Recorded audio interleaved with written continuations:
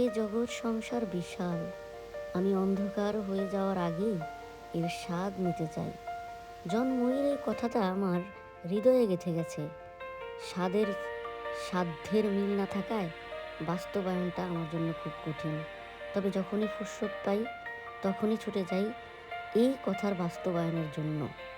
বাস্তব জীবন কখনোই নিখুঁত হয় না, কিন্তু ছোট ছোট আনন্দই এই জীবনকে সুন্দর করে তোলে। সেই জন্য ছুটে চলা, বাস্তবতাকে পিছনে ফেলে স্বপ্নের আশায় দীর্ঘ পথ চলা। ব্যস্ততা আর দৌড়ঝাঁপের ভিড়ে আমরা অনেক সময় ভুলেই যাই জীবন শুধু কাজ করার জন্য নয়, উপভোগ করার জন্য। তবে এত আয়োজন, এত কিছু কেন? না, জীবনের প্রতিটি সকাল নতুন সম্ভাবনা নিয়ে আসে, আর সেই সম্ভাবনাগুলো উপভোগ করাই আসল আনন্দ। সেই আনন্দের লক্ষ্যেই আজকে ছুটে চলা। আসলে এত কথা বলার মানে হচ্ছে, আজকে আমি প্রকৃতির অতি নিকটে ঢাকা শহরের বন্দি জীবনকে উপেক্ষা করে ভালোবাসার মানুষদের সাথে যাচ্ছি সবুজের সমারোহে।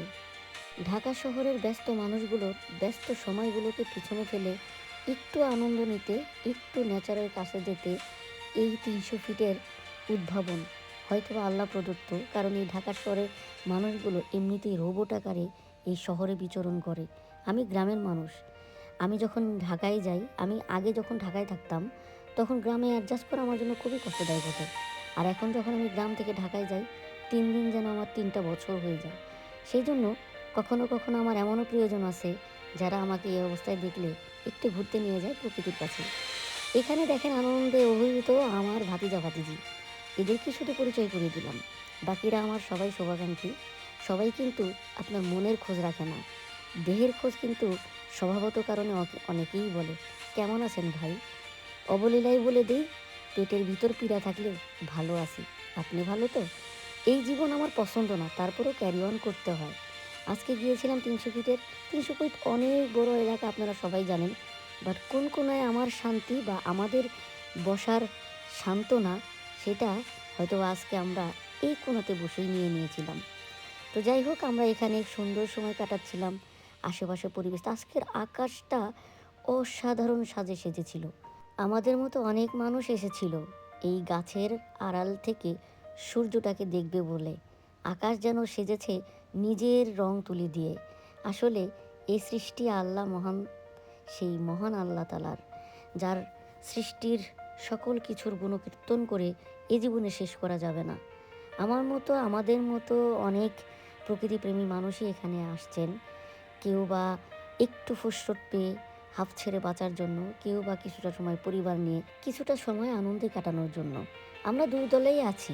এখানে আমার ভাই, আমার তার পরিবার নিয়ে আসছেন, কারণ সে সবসময় সুযোগ পান না, ব্যস্ততার মধ্যে থাকে।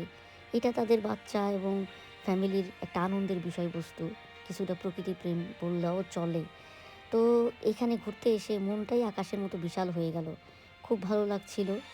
বেলা তো শেষ হয় সন্ধ্যাবেলায়, আমাদেরও সময় ঘনিয়ে এলো যখন আকাশে লাল সূর্যটা ডুবে যাচ্ছিল।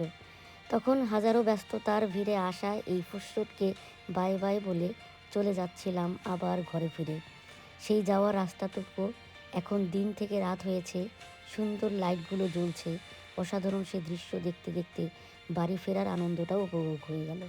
আসলে আমি গ্রাম থেকে ঢাকার সৌন্দর্য দেখে মুগ্ধ হয়ে যাই মাঝে মাঝে। প্রকৃতপক্ষে আমি যখনই ঢাকা যাই, এই জায়গাটা আমার আসা পড়ে বহুবার। বাট অনেক আত্মীয় স্বজন আছেন যাদের সঙ্গে দেখা হয় না বলে আমি চরমভাবে দুঃখিত ফিল করি। ভালো থাকবেন সবাই।